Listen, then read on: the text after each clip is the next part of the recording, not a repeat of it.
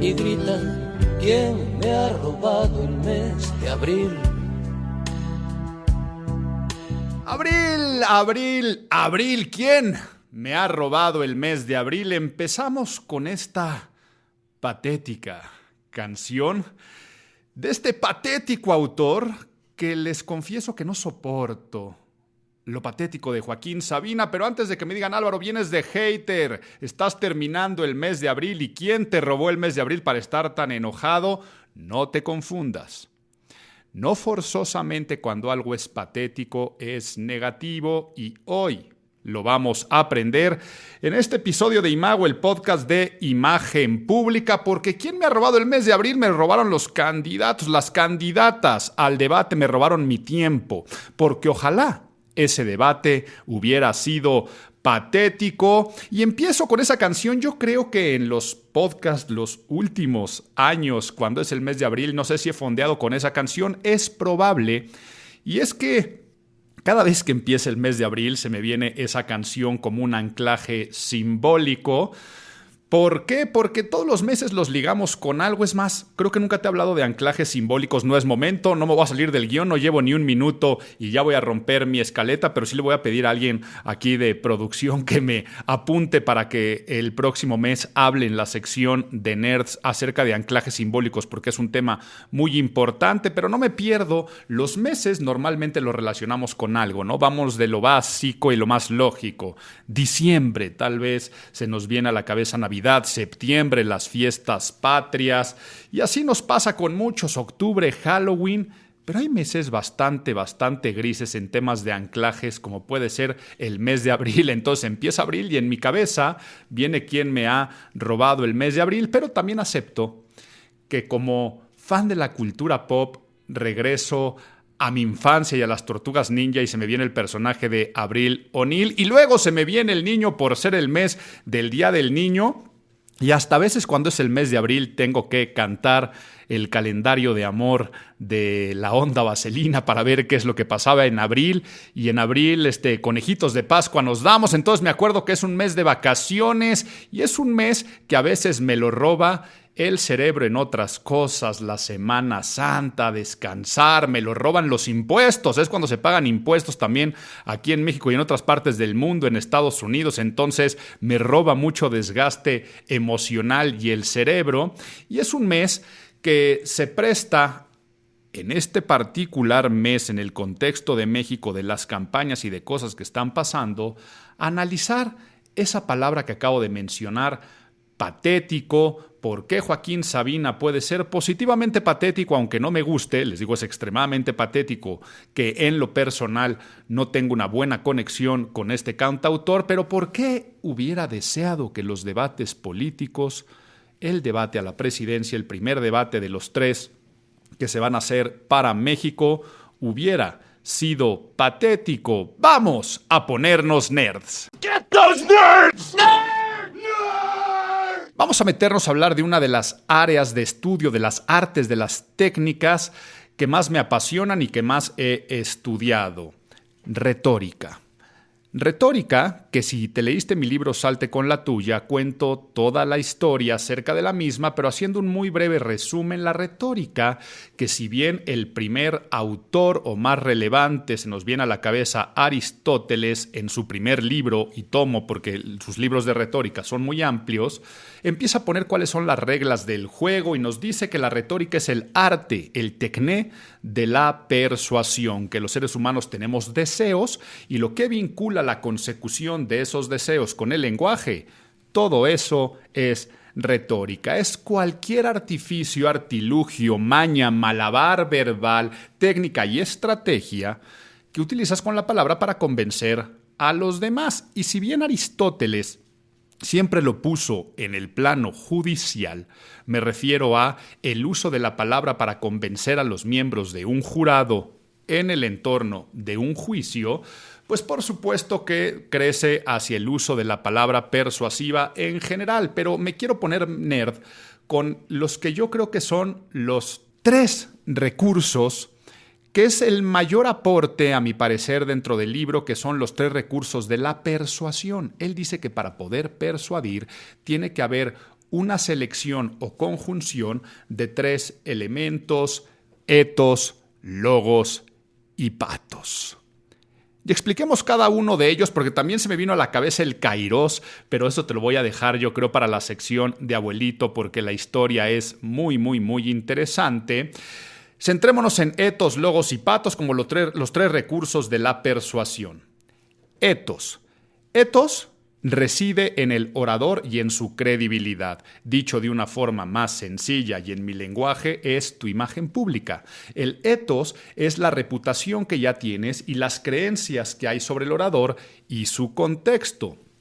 Imagínate que una persona quiere persuadir para vender su coche usado y dice: hola, soy el Checo Pérez y te vendo mi coche.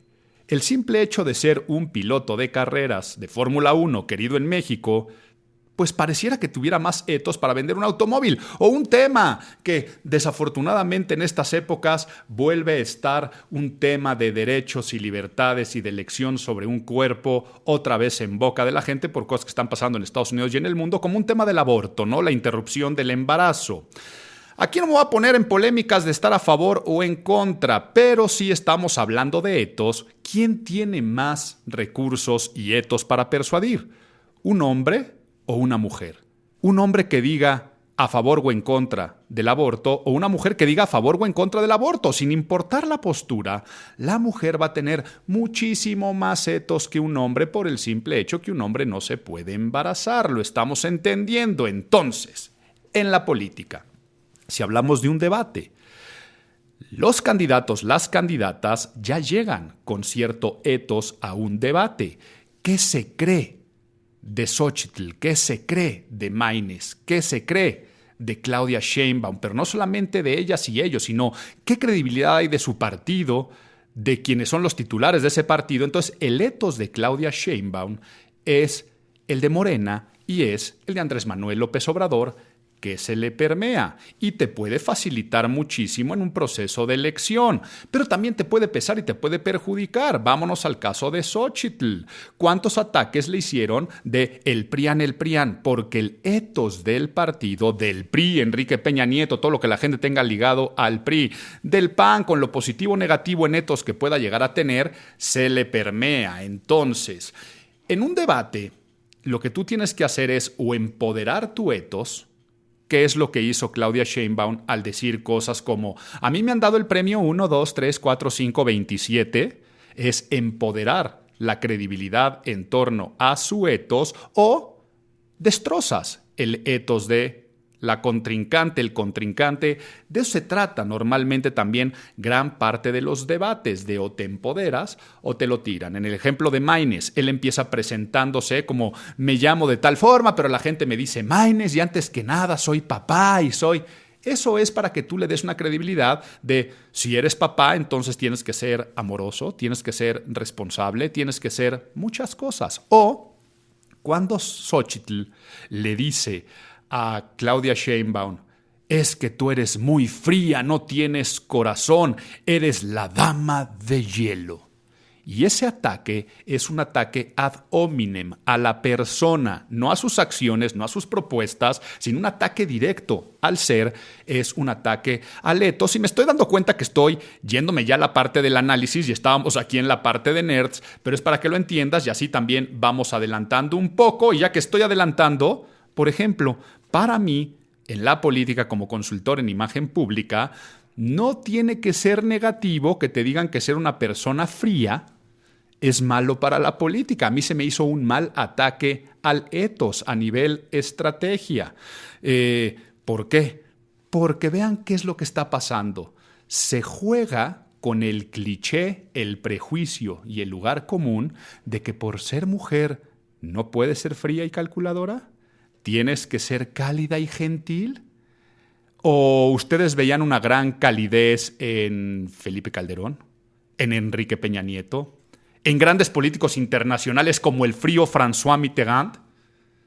¿O la frialdad tal vez de la dama de hierro, no de hielo, de Margaret Thatcher? Michelle Bachelet, ¿ustedes la veían muy cálida siendo mujer? La frialdad en la política no tiene por qué ser negativa, al contrario, hasta te puede ver con autoridad y presidenciable. Por lo tanto, si tú vas a atacar el ethos de alguien, más te vale que pueda ser algo que genere mella en el corazón de la gente. Corrupta.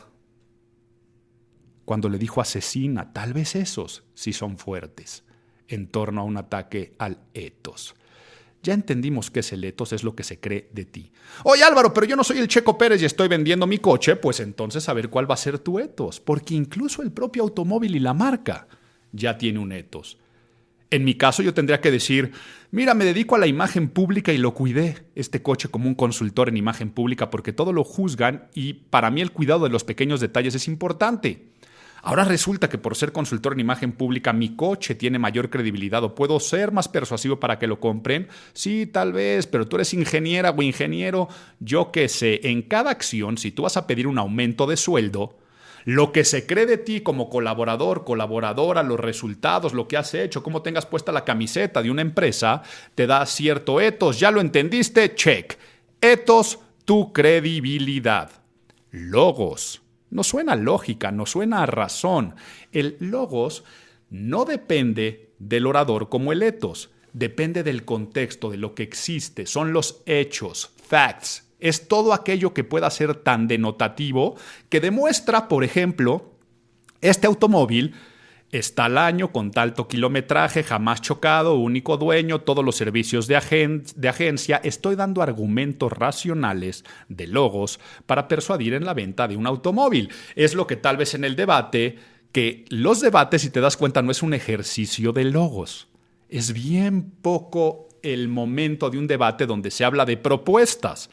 ¡Qué mal! Podríamos pensar. Such is life, así es la vida, así son los debates. Yo he colaborado y capacitado en más de 33 debates y en ninguno me he centrado en el logos, en ninguno.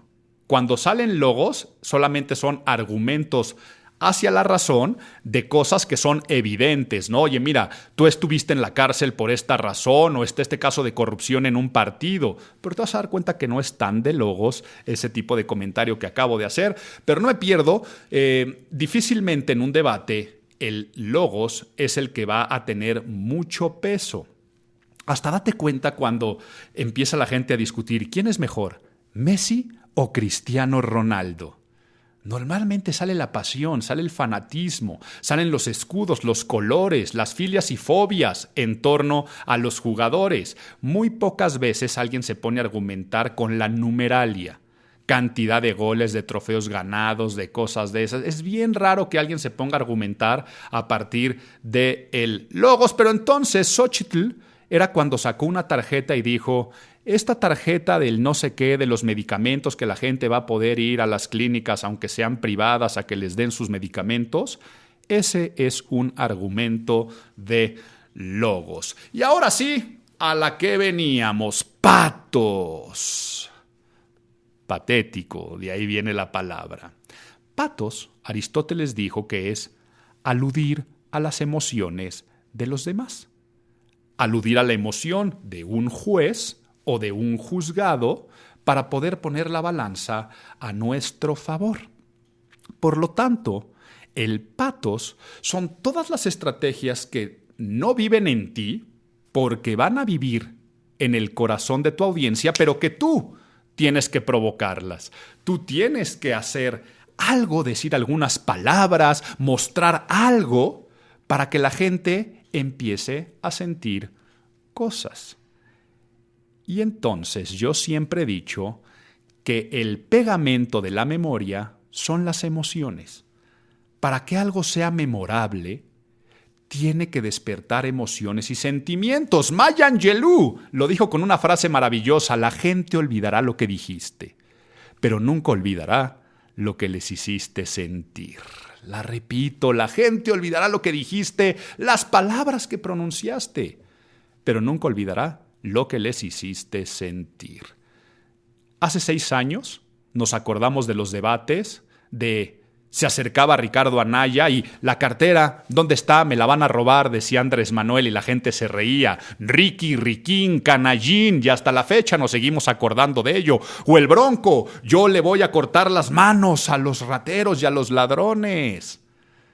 Patético, pero memorable. Entonces, este debate pasa sin pena ni gloria. ¿Por qué? Porque quedará para el olvido.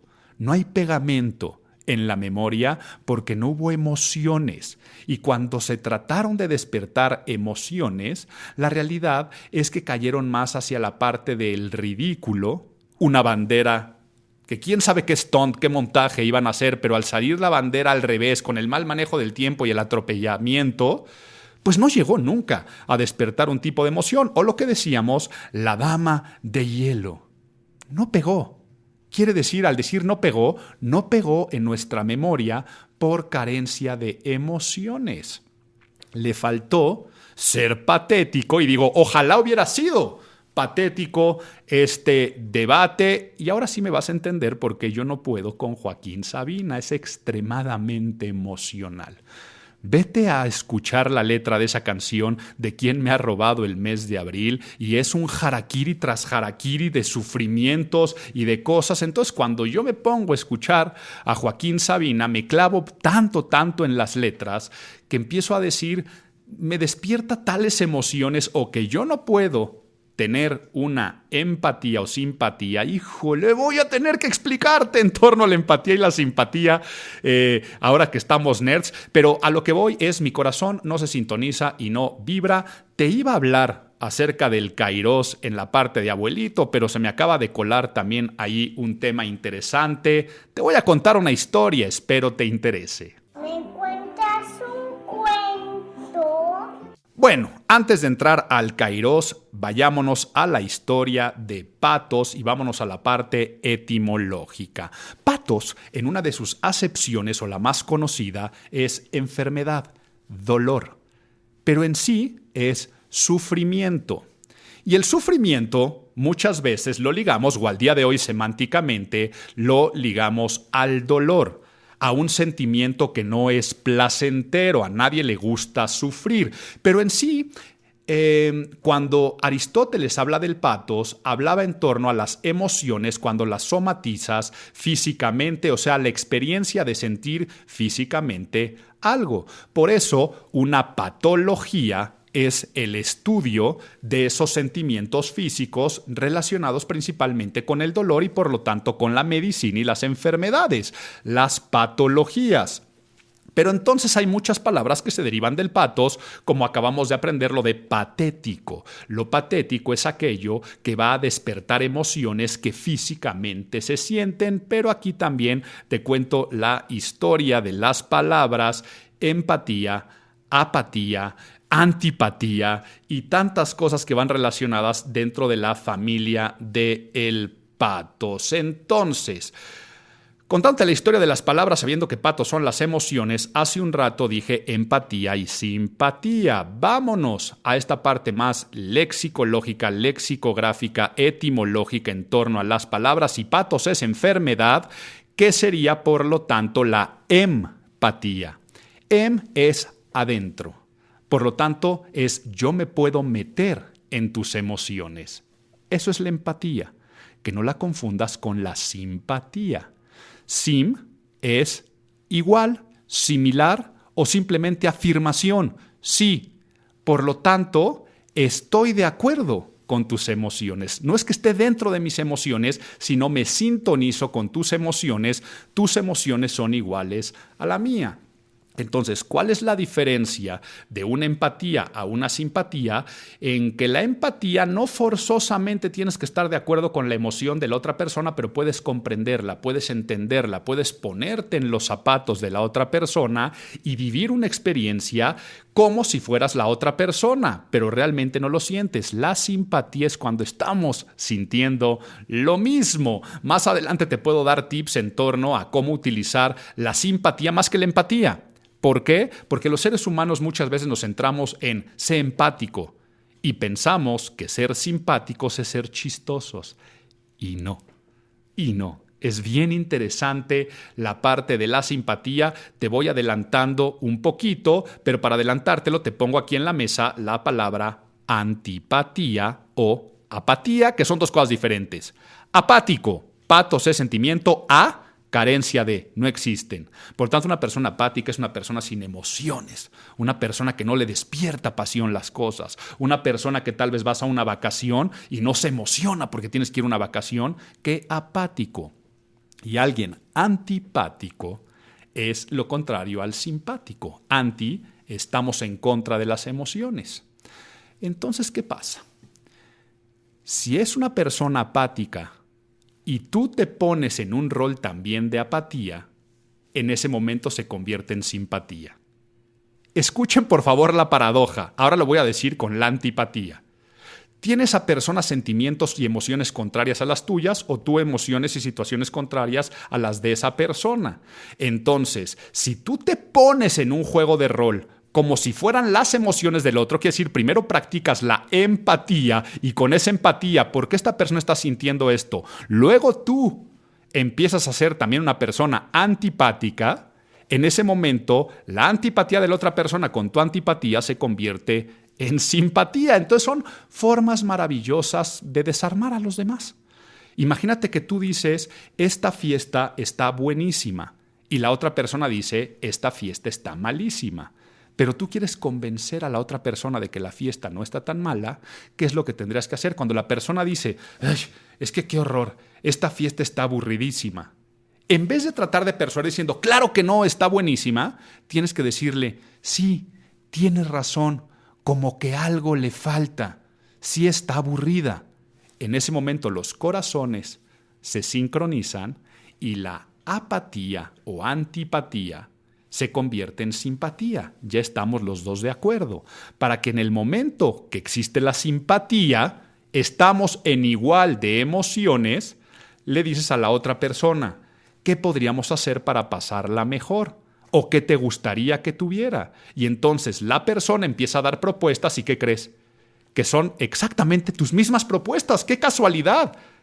Y entonces le vas a simpatizar a la otra persona. Y una vez que simpatizas, ya le puedes decir, ándale, vamos a echarle ganitas y pasarla bien.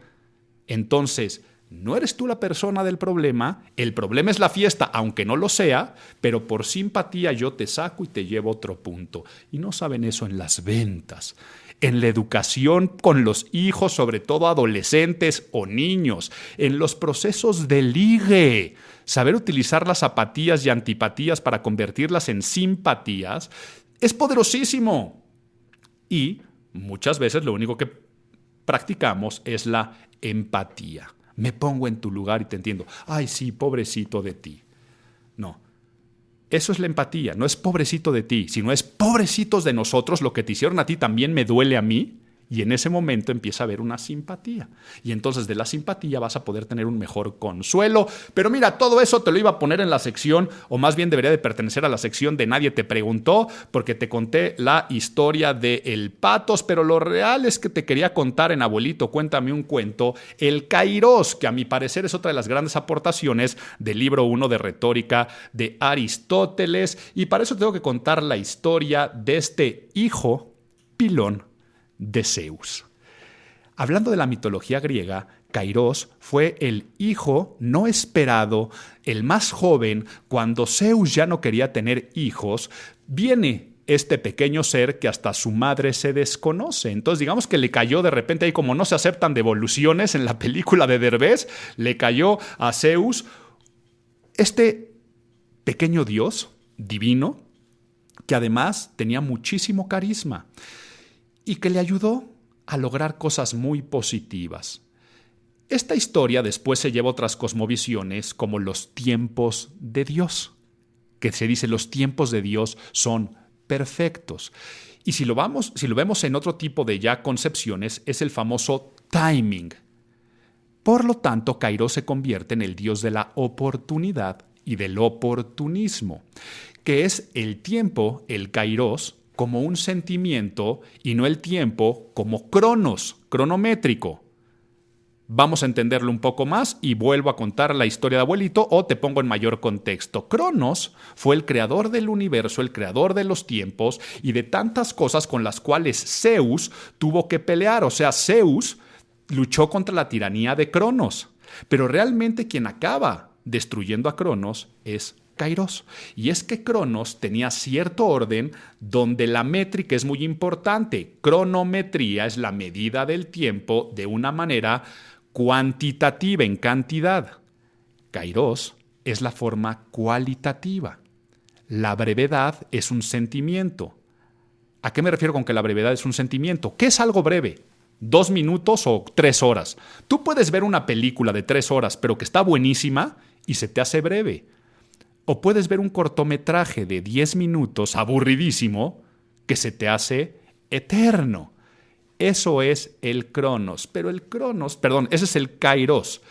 Pero el Kairos también entonces habla de cómo aprovechar las oportunidades. Es ¿cómo le hago, por ejemplo, en un debate, cuando esta persona acaba de decir esa palabra, aquí tengo la oportunidad de hacer un ataque al etos? O simplemente decir, es un debate, tengo que aprovechar la oportunidad. Este debate, nuevamente digo, pasa sin pena ni gloria.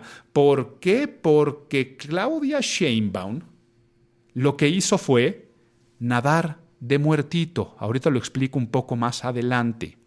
Pero Xóchitl Gálvez era la que tenía que aprovechar la oportunidad de ese debate y se desaprovecha al igual que Maynes. Entonces, digamos que Kairos no estaba a favor de Claudia Sheinbaum. Una de las reglas de cualquier debate es que si tú vas arriba a 5 puntos porcentuales y Claudia va mucho más arriba, ni siquiera te presentes al debate. Lo que pasa es que por ley te tienes que presentar o si no te presentas, se ve que algo ocultas y eso puede ser malo para tu etos. Huyes, temes, pero entonces digamos que el Kairos no funciona en el debate para la persona que ve en primer lugar. El Kairos está a favor del que tiene que aprovechar la oportunidad y no se te puede ir. Entonces, el Kairos es mucho de feeling. Es mucho de decir, aquí es un momento importante para generar simpatía con mi jefe o con mi jefa porque quiero pedir un aumento de sueldo más adelante. Y si nos simpatizamos, es más probable que me puedan dar un aumento de sueldo. Entonces, aquí hay una gran oportunidad para que se convierta en un caramelito al etos de mi persona y al de la otra. Quiere decir, aquí es momento para decir un comentario que halague. Aquí es momento para ir a la fiesta de fin de año y ser participativo. Aquí es momento para mandarle unas flores a una persona a su casa porque falleció alguien que quería mucho. Entonces, todo ese tipo de detalles es las reglas del Kairos, que es todo un contexto en el arte de la persuasión. Y el Kairos no lo puedes nunca planear.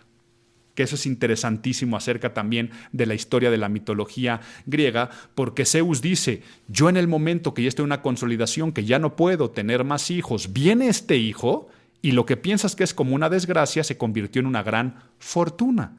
Fue una gran oportunidad y yo ni siquiera lo sabía. Entonces, siempre que yo capacito en temas de debate, y si tú estás metido en los temas de política, podrás hacer estrategias de etos, logos y patos, pero también tendrás que generar una gran sensibilidad del Kairos y hasta decir, ojalá este Dios obre a mi favor para que se den algunas oportunidades para que estos ataques sean más certeros y estén fortuitos, que la diosa Fortuna ahora esté conmigo. Pero bueno, ya hablamos acerca de esto y vámonos a muchos tips y recomendaciones de tantas cosas que estuvimos hablando aquí, aunque no me las hayas preguntado. Nadie se preguntó, nadie se preguntó, nadie se preguntó, nadie se preguntó, nadie se preguntó. Bueno, ¿cuántas cosas te podría dar de tips y recomendaciones de lo que hemos hablado? Porque estoy viendo aquí mi pequeño esqueleto, las cosas que normalmente quiero hablarte, y resulta que te iba a hablar acerca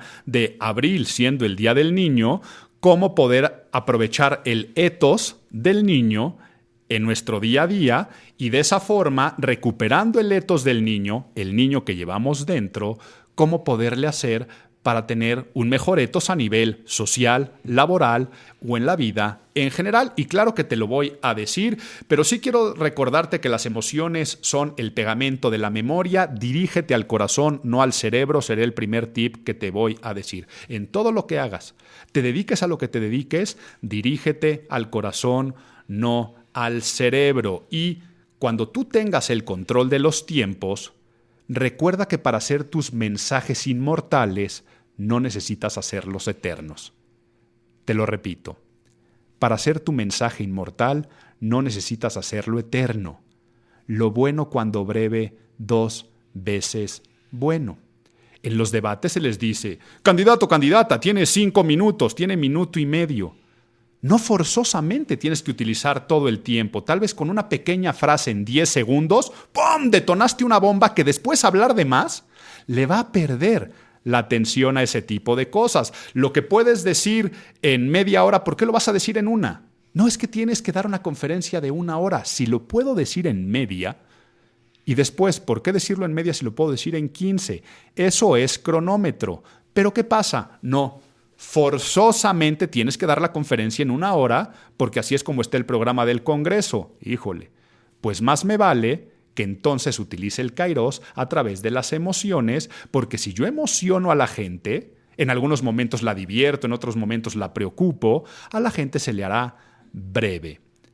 Entonces pensemos en la brevedad. Y otra recomendación que te tengo que dar en torno a la empatía y a la simpatía es que recuerdes estas paradojas que hablamos, que tal vez ser antipático con un antipático se convierte en algo simpático, y que trates de empezar a pensar más en simpatías que en empatías. Y entonces el tip es calibrar. ¿Qué es esto de calibrar? No practiques la empatía solamente de meterte en el sentimiento del otro, sino ya que me metí en el sentimiento del otro a través de la empatía, ahora yo actúo con las mismas emociones. Simpatía que se convierte en concordia, concordios, 2 corazones que laten al mismo ritmo. Y cuando existe la concordia y existe la simpatía, ya una vez que calibras, en ese momento puedes liderar. Y eso hazlo con todo. Si tú ves que tu jefe, tu jefa tiene cierta actitud, ponte en la misma actitud.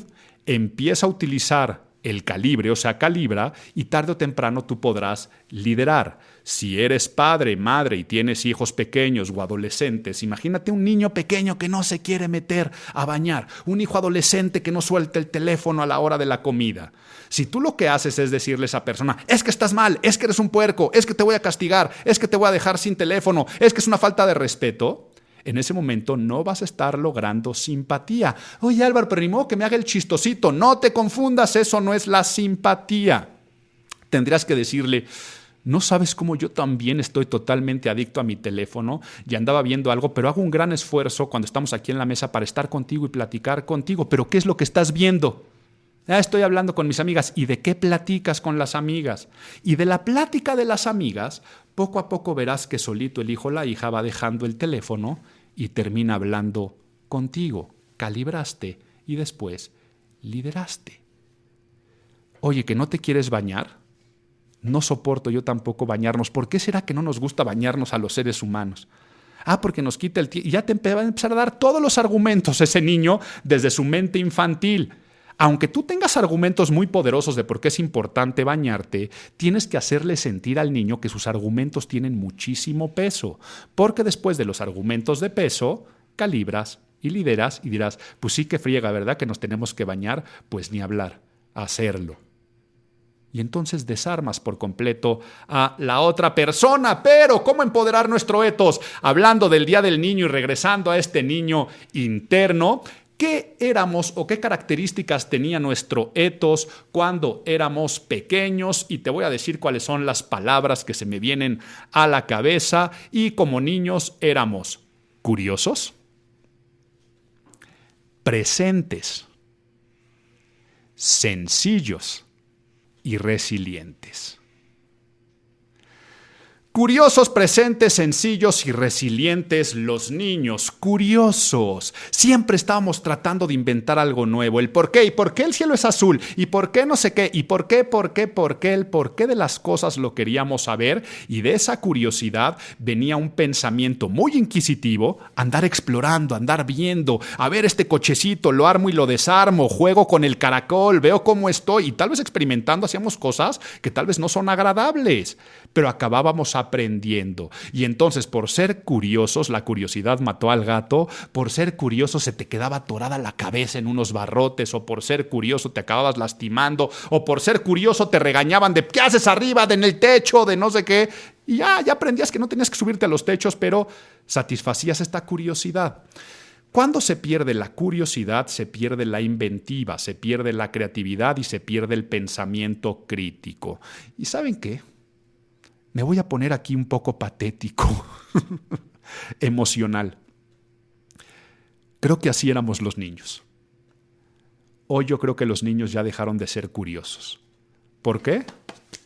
Por culpa de esas tabletas y estos teléfonos. El cerebro tiene que aburrirse. Porque cuando el cerebro se aburre, cuando el cerebro algo no le capta su atención, el cerebro se tiene que ocupar. Y por eso ahí surgía la creatividad. Y por eso ahí te metías en problemas, te subías al techo, o por eso inventabas un juego con tus primos, o por eso a ver cómo le hago para divertirme, y por eso hacías personajes imaginarios. Al día de hoy, este tipo de dispositivos no permiten que nos aburramos. Y no solamente en los niños, en los adultos nos está pasando de que si tú le pones, estás viendo una serie de Netflix, cerebro todo el tiempo ocupado. Alguien le pone pausa a Netflix porque tiene que ir al baño o llegó un paquete de Amazon, le pone tu pareja pausa y date cuenta cómo toda la gente lo primero que hace es sacar su teléfono. ¿Ok? Ya no estamos acostumbrados a aburrirnos y entonces se nos pierde la curiosidad. ¿Quieres regresar al niño interno y quieres que te vaya muy bien en tu etos? ¿Quieres tener mejor pensamiento crítico y ser una persona mucho más creativa? Abúrrete y abúrrete mucho, porque así vas a empezar a ser una persona extremadamente curiosa. Como niños éramos curiosos, presentes. Como niños no estábamos preocupados tanto por el pasado y mucho menos por el futuro. La depresión es un exceso de pasado, la ansiedad es un exceso de futuro. En el presente no existen ni ansiedades ni depresiones, por eso la vida del niño es una vida feliz. Y es que mientras estás presente, estás disfrutando y estás feliz y te sientes exitoso. El éxito es en presente, porque en futuro nunca vas a llegar al futuro. Yo voy a ser feliz cuando tenga. Cuando tienes eso, vas a ponerte una métrica todavía más alta y te va a generar ansiedad. Hoy estamos viendo niños con graves problemas de ansiedades y de depresiones, sobre todo de ansiedades. Es que le da ansiedad a mi hijo, ya es que le da ansiedad y es que no sé qué. ¿Por qué está pasando eso? Por los temores a la crítica, por las comparaciones, por qué MrBeast sí tiene tantos followers y yo no puedo ser MrBeast, y así lo hacemos con todo en un constante comparativo y olvidándonos del presente. Si tú eres una persona curiosa y eres una persona presente, desarrollarás a ese niño, a esa niña interna que va a empoderar mucho tu etos. Sencillos. Como niño te divertías con un palo y lo aventabas. Como niño era muy fácil llegar a una fiesta con puros desconocidos. Oye, ¿quieres ser mi amigo? Sí. Y hacías tu amigo y tu amiga con el que jugabas fútbol, y era un amigo que nunca más ibas a ver en la vida porque era, yo qué sé, un evento social de los conocidos y unos conocidos, pero te la pasabas bien con poco y era muy fácil hacer amigos. ¿Por qué? Porque no tenías ese ego y esa soberbia y esa vanidad para tratar de imponer ante los demás que eres mejor, que eres don fregón, que eres doña fregona, y luego la complejidad del mundo por la falta de sencillez. Solos, solas, nos estamos haciendo el mundo difícil, complejo. Es que ahora para vivir forzosamente necesito esto. Y empezamos a darle valía a la bolsa que tienes, a los sneakers que usas. Empezamos a darle valía a los ceros en una cuenta de banco. Empezamos entonces a buscar comodidades porque la vida nos ha dado esas comodidades. ¿Cómo te movías antes de que existiera Waze o los GPS? Al día de hoy te genera mucha gran ansiedad porque eso que tú piensas que es sencillez hace que todo sea más complejo. Y es que entonces, al día de hoy no socializamos. Al día de hoy no es fácil hacer amigos. Al día de hoy no es tan fácil ligar. Al día de hoy, y eso es porque nosotros somos personajes complejos, no el mundo. Nosotros nos hemos hecho personajes complejos si regresamos a ese niño que era totalmente sencillo, que no necesitaba nada, que no necesitaba demostrar el etos o empoderarlo ante los demás. No, es que yo trabajo en no sé qué y tú tienes este coche, mira el coche que tengo yo. Como no importaban ese tipo de cosas, hasta admirabas lo de los otros.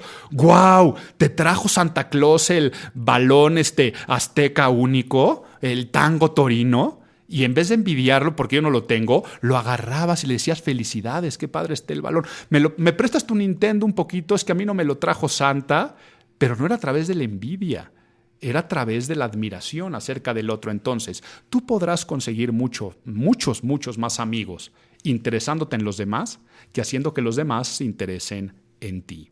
Esta es una frase de Dale Carnegie en su famoso libro de cómo ganar amigos e influir en los demás, pero practícalo. Entonces, busca tu felicidad en la felicidad del otro y en las cosas sencillas, curiosos, presentes, sencillos y resilientes, ¿ok? Ya que si como niño te caías y te raspabas, llorabas, pero regresabas al juego. Que si algo, es que me peleé con mi amiguito, mi amiguita, al día siguiente volvías a ser amiguito y amiguita. Olvidabas, enterrabas el hacha muy fácil. No, como adultos es bien difícil y nos encanta victimizarnos. Y es que yo que perdí mi empleo, y es que yo que me pasa esto, pero es que tú sí tienes y yo no tengo, y es que pobre de mí, me tiro para que me recojan, y tantas cosas que nos gusta victimizarnos, pero también nos gusta no perdonar y no soltar las cosas. Ya deja, hace 10 años que te hizo eso tu hermano o tu hermana. Como niño, si te peleabas con tu hermano o con tu hermana, al día siguiente andaban jugando otra vez. Por lo tanto, curiosos, presentes, sencillos, resilientes, aunque no me lo hayas preguntado, estos son los tips del Día del Niño que te quería dar. Y ahora sí, rapidísimo análisis del mes.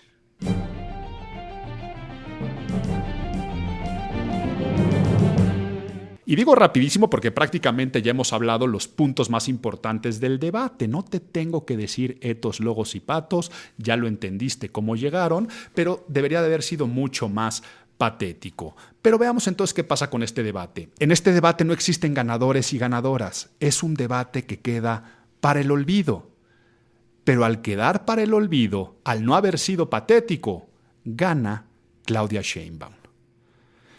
Esto lo dije en mis redes sociales. La ciudad, México, el país está muy polarizado. Todas mis opiniones se basan en imagen pública. Soy un ser extremadamente político, pero totalmente apartidista. Si hubiera ganado Xóchitl, si hubiera ganado Maines, lo hubiera dicho. Ganó Claudia Sheinbaum, no por las razones que nos gustaría que ganaran. ¡Claro! Estoy de acuerdo que quien pierde con ese tipo de ejercicios y candidatos es México. Somos los únicos que perdemos. Pero hablando de política y de imagen pública y reputación, al no existir ganadores, gana Claudia Sheinbaum. ¿Por qué? Porque su etos no se vio desprestigiado. No cambian las preferencias electorales. Nada se mete en el corazón de la ciudadanía para cambiar sus preferencias de votos. No es como en 1960 en el debate de Nixon y Kennedy, que Kennedy, al ser tan patético, cambió por completo las preferencias electorales cuando no tenía la mínima posibilidad de ganar antes de ese debate. No es el debate de Vicente Fox en el 2000, que si de por sí la gente ya lo quería, después del debate creció como la espuma. No es el debate de Donald Trump contra Hillary Clinton, en el cual fue tan patético Donald Trump que quien ya estaba incendiado de su discurso ahora se puso en llamas a propagar ese fuego en corazones de los demás. No, en este debate, al no existir ganador y ganadora, gana Claudia Sheinbaum porque las cosas se quedan iguales. Ahora, estrategia. Si yo como consultor en imagen pública y tú como una persona, ahora sensata que sabe de estas técnicas, hubieras tenido que asesorar a cada uno de los candidatos, ¿qué le hubieras dicho a Claudia Sheinbaum? Sal a no equivocarte, sal a no engancharte, sal a que corra el tiempo y sal a nadar de muertito. Si te atacan, no hagas caso del ataque. Si te dicen, es que tú la corrupción de los hijos del presidente, si nada más te volteas y le dices, si hay algo que quieras denunciar, denúncialo ante las autoridades competentes. Y es lo que hizo. No engancharse, no atacar, y que cuando la atacaban, se te resbale. Siguiente punto. ¿Cómo te tendrías que vestir, Claudia Sheinbaum? Muy presidenciable. ¿Ok? La gente te tiene que ver como una figura de autoridad y el que anda dudando de ti, que te vea con códigos de autoridad. Y haz una transferencia, los colores del partido y haz esto. Entonces salió como una mujer sobria, maquillada minimalista, ejecutiva y se veía muy presidenciable. Entonces, la actitud seria, fría, que se quejaron, era una parte de un blindaje a un etos. No quieres ponerte patética, no quieres ponerte emocional, no lo necesitas. Lo único que necesitas es el etos de tu jefe, del señor presidente y del partido, el que es extremadamente patético. El presidente es muy patético, no hay un solo día en su mañanera que no despierte emociones, dencor, rencor, a veces de simpatía. Ya sabes lo que es la simpatía, ¿verdad? Vean cómo la practica Andrés Manuel López Obrador. Y de puros argumentos vacíos altamente emocionales. De una mafia del poder, de unos neoliberales que es un enemigo único. Y entonces a través del miedo, del odio, del rencor, del encono, de la separación, del ataque, del señalamiento ad hominem, es que el presidente ha crecido tanto. Claudia, tú no lo necesitas, tú nada más necesitas cubrirte de ese halo y ese paraguas. Por lo tanto, sal así al debate. Entonces, sí, gana Claudia por las razones no ideales, hablando de democracia y de desarrollo de un país, pero lo gana. ¡Maines! Y si lo estás escuchando, no estás viendo estas bellas sonrisas. Es de los primeros tips que también le doy a los candidatos. La Universidad de Florida dice que si tú quieres pedir algo y lo acompañas de una sonrisa, tendrás hasta un 83% más de posibilidades de conseguir las cosas. ¿Quieres pedir un aumento de sueldo con una sonrisa? 83% más. ¿Quieres ligarte a alguien con una sonrisa? 83% más. ¿Quieres vender algo? Con una sonrisa, 83% más. ¿Quieres agradarle a la gente? Con una sonrisa, 83% más. ¿Quieres pedir el voto y que la gente confíe en ti y generar empatía, amabilidad y seguridad? Sonríe y lo vas a conseguir. Sí, para abrir canales de comunicación y donde existe un contexto. Al momento de presentarte, al momento de tus primeras intervenciones, no al momento donde la cámara no esté en ti y estás. ¿Ok? Entonces, cuando algo es tan reiterativo, repetitivo, fuera de contexto y semióticamente, kinésicamente, quiere decir lo que simbólica y significativamente representa el lenguaje corporal, no viene al caso, se convierte en un meme y se convierte en algo de crítica y se convierte en algo que en vez de empoderar al etos, se convierte en la risa o el ridículo, porque no existe la simpatía. A ver, yo no estoy sintiendo lo que estás sintiendo tú. ¿Me explicas de qué fregados te estás riendo? No existe la empatía. Me trato de meter en tus emociones y no entiendo de qué te estás riendo, por qué estás sonriendo de esta forma. Entonces, lo único que se convierte es en una antipatía. Date cuenta. Entonces, mis sentimientos son opuestos a los tuyos y mejor hago el screenshot y la burla en torno a tu sonrisa. Por lo tanto, nada más que hablar de ese candidato que además es el que se utiliza como ariete de la 4T contra Xóchitl. Y aquí lo digo desde la mera presuposición. Sabemos que hay desde la cúpula del poder de Movimiento Ciudadano, del bloque de Dante, desde ahí existen acuerdos con el actual gobierno y que por eso te pongo a Samuel como candidato al principio para dividir los votos. Digamos que es un acuerdo no escrito, un secreto, pero a voces. Por lo tanto, no me quiero poner en teoría de conspiración, me quiero poner en oficio político. Es lógico que se dijo, Tú sal, Claudia, a nadar de muertito, los ataques los hará Maínez, ¿ok? Hacia la alianza y hacia Xóchitl. Y entonces se trató de eso. Solamente hubo un ataque bastante descafeinado de Movimiento Ciudadano hacia el actual gobierno. Por lo tanto, tú vas a ser el ariete para pegarle a Xóchitl. Y eso es lo que vamos a dejar del debate de Movimiento Ciudadano, porque ahora vamos con Xóchitl. ¿Y cuál es el ethos de esta candidata? Xóchitl Gálvez viene del pueblo de vender gelatinas, luego ser una empresaria exitosa, es una mujer entrona, es una mujer dicharachera, es una mujer irreverente, es una mujer muy llana, es una mujer muy coloquial. ¿Quién entonces fue la persona que recomendó a nivel ethos? Vamos a vestirte como señora de las lomas en evento social. Sale con traje sastre blanco, maquillaje festivo, y entonces en ese momento se rompe el personaje. Se sale de personaje y esa vestimenta no le ayudó al ethos. Siguiente punto. ¿Quién le dijo ponte a argumentar en logos? Sacó muchas propuestas y qué bueno, es lo que queremos para este país. Yo estoy hablando de imagen pública. La gente no entiende de razones.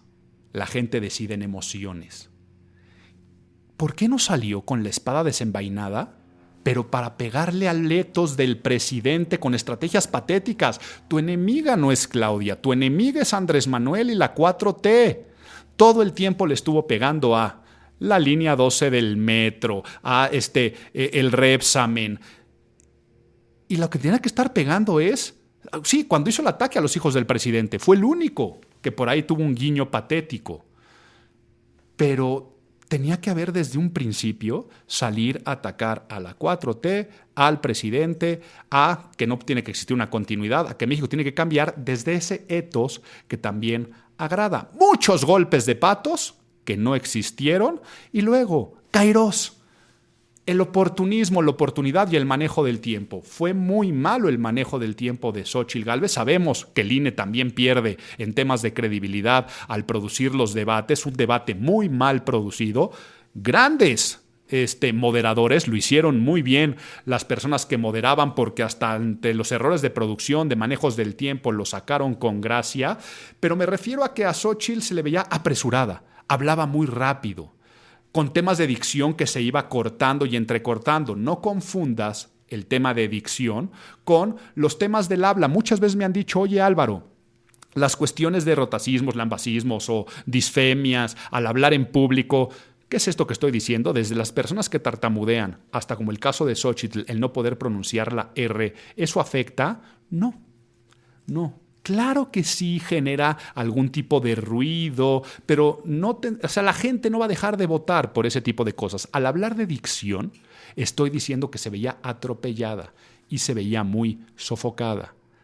No pudo tener un buen control de la ansiedad. Desde el inicio que estaba presentando, los ojos los tenía muy abiertos, Xóchitl. La sonrisa se veía más como una sonrisa nerviosa y la respiración entrecortada.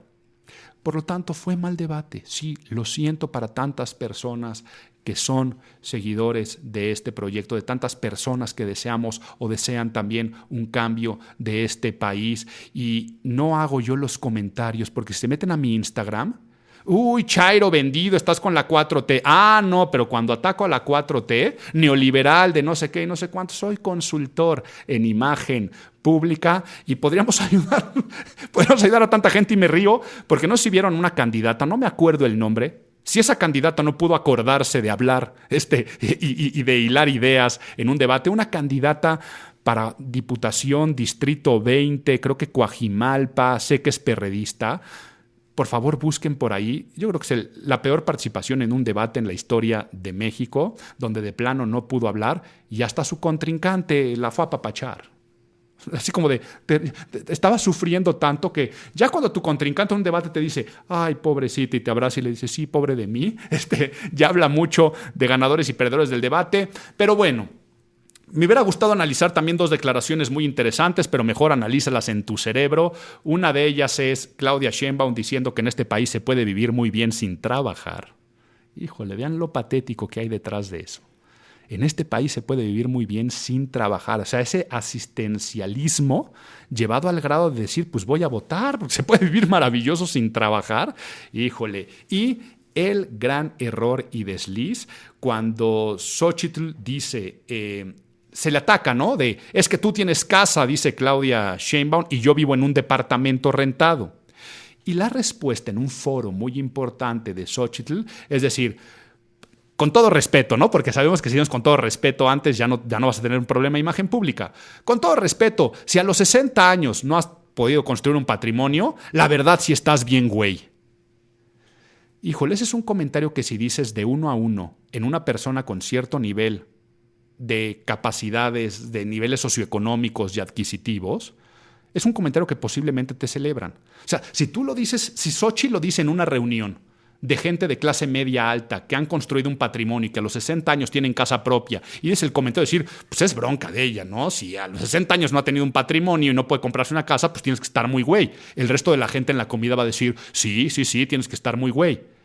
Pero si se lo dices a un país donde si te vas a las personas arriba de 60 años, el 90% o arriba del mismo no tienen un bien propio, le estás diciendo, güey, al 90% de esa población electoral. Y no solamente a ellos, sino a sus hijos y a sus nietos si es que ya votan. Por lo tanto, estamos viendo una campaña fallida. Todavía Kairos puede hacer de las suyas. Me ha tocado ver campañas políticas que por razones que ni siquiera te esperabas, termina de repente alguien rebasando porque el oportunismo ahí estuvo. Y ya han existido cosas tan desagradables como los bombazos de Atocha en Madrid, que cambian una elección, o el asesinato de un candidato en Tamaulipas, que después ponen al hermano y nada más por empatía el hermano rebasa y gana. O sea, pueden pasar de esas cosas tan desastrosas como noticias de último momento una semana antes de la elección donde se ven cosas de corrupción y hay un oportunismo. Entonces, nada está escrito. Pero si hoy que me estás escuchando, si este domingo, y digo que estamos a finales del mes de abril, si hoy que termina abril y todavía nos falta un mes entero para ir a votar, Claudia Sheinbaum gana con 18 puntos porcentuales arriba. Entonces, ya hablaremos el próximo mes qué pasó con Kairos, con el Etos, el Logos y el Patos. Pero qué bueno que nos dan pilón.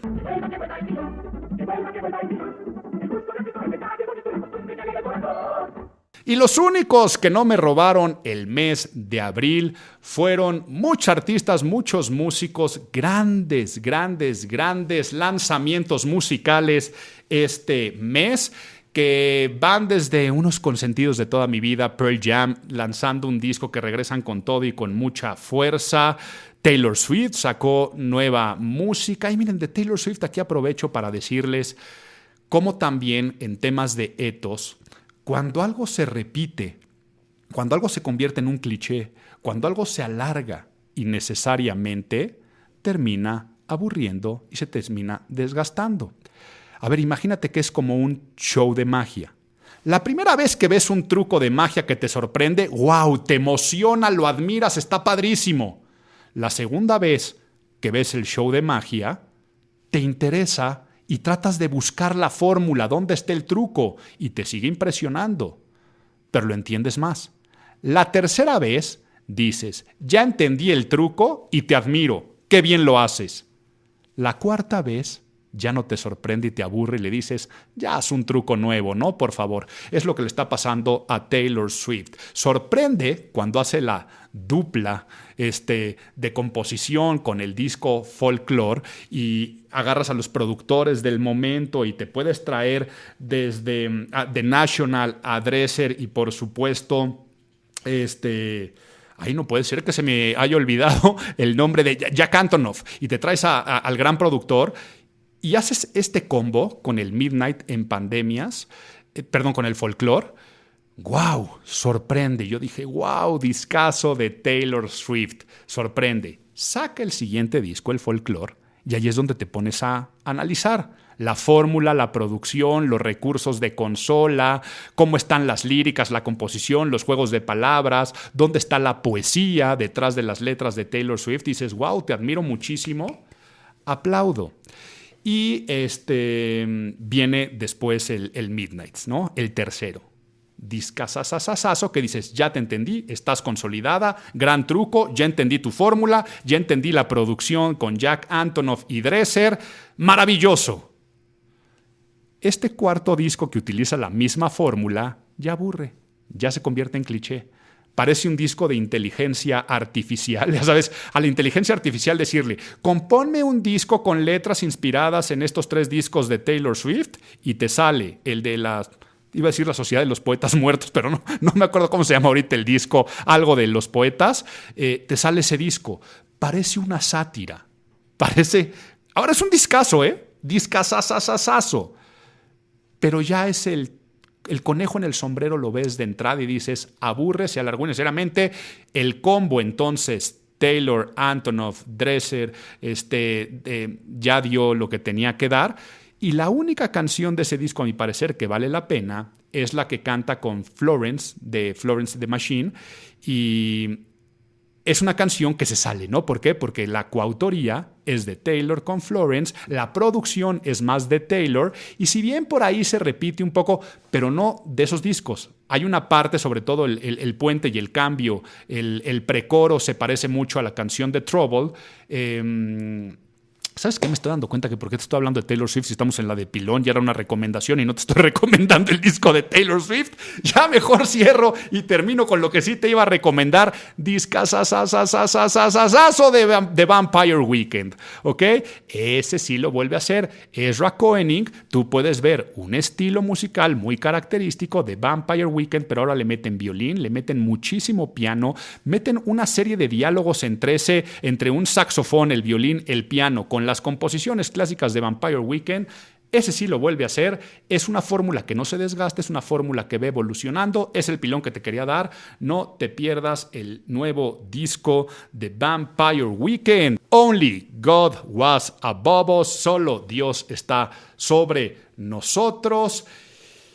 Y empieza entonces a practicar simpatías, empatías, empoderar tu etos y sé extremadamente patético este mes de mayo, que empieza con los anclajes que tú puedas imaginarte, pero que cierran unas campañas políticas que darán mucho que analizar. Nos vemos el próximo mes en Imago, el podcast de Imagen Pública.